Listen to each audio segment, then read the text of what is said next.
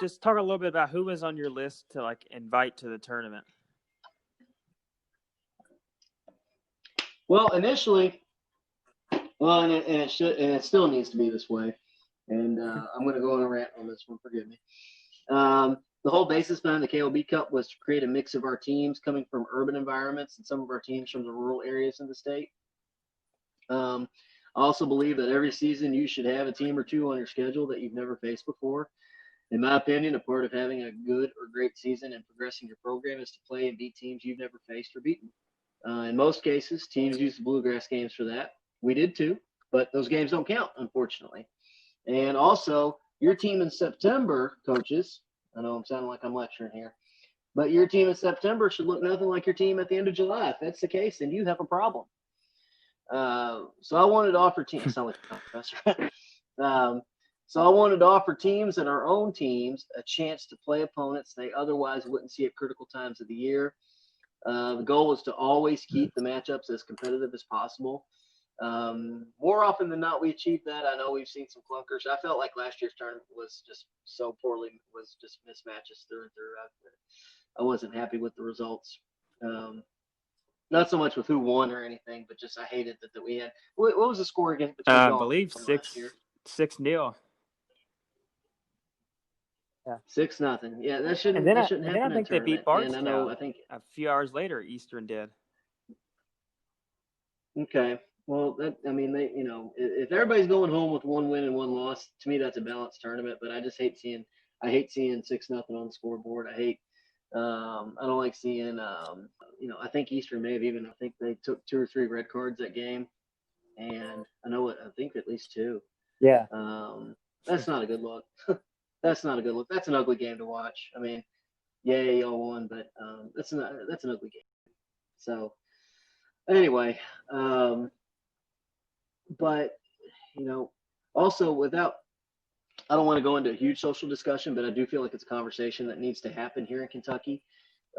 There's a divide between Jefferson County and the rest of Kentucky. Oh yeah, I don't know if you've noticed or not. There is. Oh yeah. That divide is seen in every facet you can think of. I do think, now maybe I'm overgeneralizing here, I do think a lot of it is rooted in the basketball rivalry, and it's just stupid. People don't like the city of Louisville because of college basketball. People don't like Lexington because of college basketball. And hey, I'm guilty of it. I love going to Lexington, and I'll say it right here for the whole neighborhood to hear me. I love taking my teams to Lexington and winning 3 games at the Bluegrass game. It's a meaningless tournament, but you know what? My pride gets the better of me. I want to go and win all 3 games and say, well, I took a team from Louisville to kick butt in Lexington, because God knows my basketball or football team hadn't done it in years, right?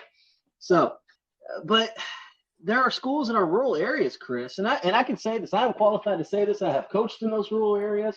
I grew up in those rural areas. There are schools in our rural areas that balk at the idea of coming to Louisville for a game or tournament because of what they've seen on the news, or they just assume cities are not safe. You're trying to get and I had conversations with people trying to get the schools to come to Fairdale. I was like, well, it's Louisville. I don't know. I'm worried about going. How close is that to the city's north end? What you mean, Prospect? So I know I'm rolling here, but on the bottom line is, on the flip side, I think we have a lot of teams and schools here in Louisville that aren't willing to go outside the city as well. And I don't want to hear anybody say, well, we go to E-Town every year for a scrimmage. No, that ain't what I'm talking about, man. Go out into the unknown. So go to this county or that on a Saturday afternoon. Notice how much hotter it is in those areas than it is in the city of Louisville, how much more humid.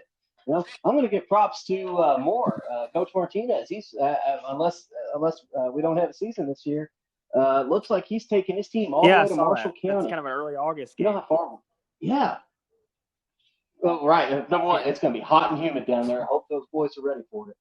It's a different level of humid in that farm. I grew up there.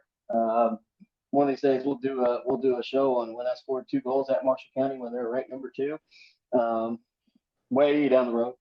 But it's going to be an experience for them, and they're also going to be stunned by the facility. Oh my gosh, Bermuda! It's not turf. That field is Bermuda. It's rural. I don't know how to describe it. It's like almost like a hollow ground, right? Right. but Bermuda, so the ball just rolls. I mean, just like it was on turf. I like that better than I do turf. Yeah, I'm not a I big really fan do. of turf either. But they're going to be. Yeah, I mean, the soccer stadium there is bigger than some football stadiums Really, in the state. it's interesting. I wouldn't have thought that. So, yeah, it's unbelievable. So, good for him for taking them all the way down there. We went down to Spencer Good for County him. a few years ago, and it was just I think that was probably the hottest game all year. And it was out in the middle of nowhere in Spencer County. We won, I think it was 8-0. But that's something I won't forget, just how totally hot it was. Yeah, I mean, I'm talking go out into the unknown, and where maybe the parents don't want to go, and take your kids out of their comfort zone. So anyway, but I'm sure, and hey, listen, I'm sure both sides have legit stories of crap behaving poorly, referee screw jobs or whatever. I'm sure there are plenty of reasons why this team from Louisville isn't going to Nelson County anymore. I'm sure there's why this team from Eastern Kentucky isn't coming back to Louisville anymore. I get it. I'm sure there's a million reasons why, but give your kids a chance to overcome something. Now, but as leaders of these kids, we have to ask ourselves if we're really giving them the full experience if we don't take them out of their comfort zone. It isn't any different than in the classroom. You're expected as a teacher to take your kids out of the comfort zone and challenge their thinking, have them challenge themselves. I mean, we're expected to do that. Coaches should be no different. Now again, I say all this. We're probably seeing over the next couple of years, we're probably going to see some budget cuts where some teams are told, hey, you can't travel more than 50 miles. I'm sure that's going to come up. So, and that's okay. That's part of it. If it means keeping the programs alive and not cutting them, then that's okay. Well, if I were coming back this year and I said, hey, you can't go outside of Louisville, just budget cuts. Okay, fine. I'll play. Let's play PRP 3 times. Let's play Butler twice. Let's do what we got to do. So, I mean, and hey, listen, there are places that I'm not willing to take my teams, and I've got good reasons for it. But I'm proud to say that I'm absolutely willing to take my teams to play to more places than I'd rather not. And I'll take them into the unknown. Nothing like showing up in those places and winning. There's nothing like showing up in those places and winning those tournaments. I mean, winning a tournament or winning a game. Like I said, we went down to Muhlenberg in 2012. Great experience. We'll do a show on that one down the road. Because today we're talking about King of Bluegrass Cup. I'm trying to entice people to be willing to come to that tournament, come to the King of Bluegrass Cup. Let's see. So I encourage my coaching peers to have the same approach. Now, all that being said, you'll be able to see a pattern in our opponents during this tournament. In 2014, we faced Spencer County and Central, two opposite sides of the spectrum, trust me. In 2015, we faced Bullitt East, Rowan County, and Central. In 2018, we faced Bardstown and Bowling Green. And then last year, we had Anderson County and Greenwood. So all these teams had completely different makeup than the other. We've had Central, Spencer County, Anderson County. I just know I'm going to leave somebody out. Central, Spencer County, Anderson County, Bullitt East, Muhlenberg County, Bullitt Central, Rowan County, Bowling Green, Greenwood, Bardstown, Eastern, and Butler. I'm sure I'm forgetting somebody. So there's a lot of balance. I mean, there's a lot of diversity.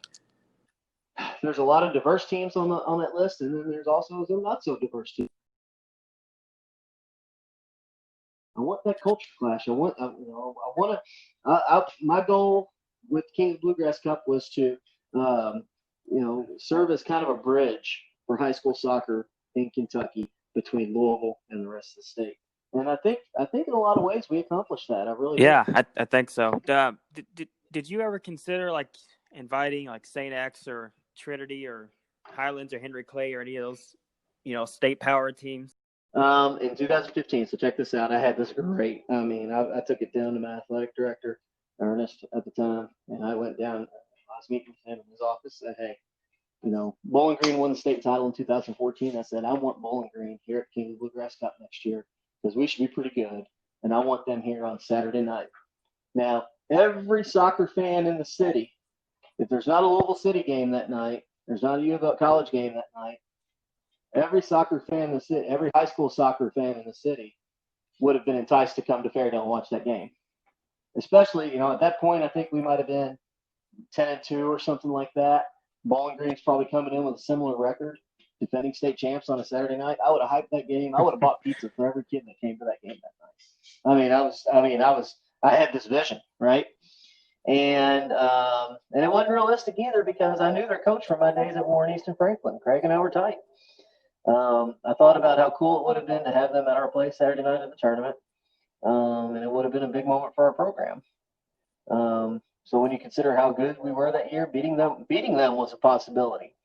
Didn't happen. We ended up getting a really good Rowan County team, and we played a classic with them. We tried. Actually, I think last year I tried to get Davies County Butler, and that didn't work out on the Davies side. That would have been a great matchup. St. X, Trinity, and Lee Collegiate in a position to ignore tournament invites if they want to.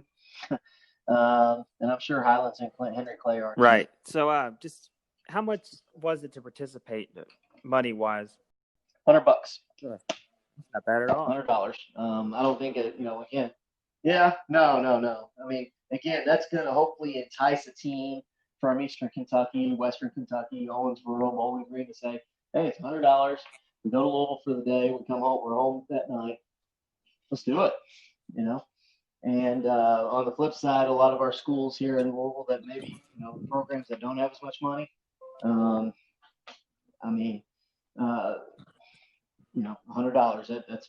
That's not a hard. That's an easy sell to an athletic director. Say, hey, we want to go to this tournament at Fairdale. Can y'all pay for it? $100. Yep. That's I'm sure Coach Justin Butler. So, he'd be thrilled at that. Yeah, again, and that's the whole premise of it. If we wanted to, the basketball tournament, oh my gosh, I think teams pay $1,000 fee to come. And basketball right now, high school basketball right now is a little bit bigger business than high school soccer. But I want it to be accessible. I want a team to look at that and say, hey, I can go to my athletic director and get that money. I can go to my booster club and get that money. Let's go. Yeah, one thing I don't really care for about the basketball tournament is it's kind of based on like the previous season, right? Isn't that how they invite people? It's just based off records. I don't know. I know Lloyd or Coach Gardner, whatever you call him. I know he does a good job getting in a different team every year. A lot of times if there's a school that's got a high profile recruit coming to U of L or UK, he's trying to get them. If there's a team that's got a top player in the state that's going to commit to one of the programs in the state, odds are he's going to try and get them. So it's that program's got a lot of diversity in it as well. You don't see the same teams year in and year out. But I don't know. I don't know if I have a great answer for that one. I don't know if I've ever heard that. Something has to happen the year before for them to come back. Yeah, it just seemed like to me it was based off rankings a lot of the times, but that could be wrong. That may be that. You know what? It probably factors into it, but I don't think it's the factor.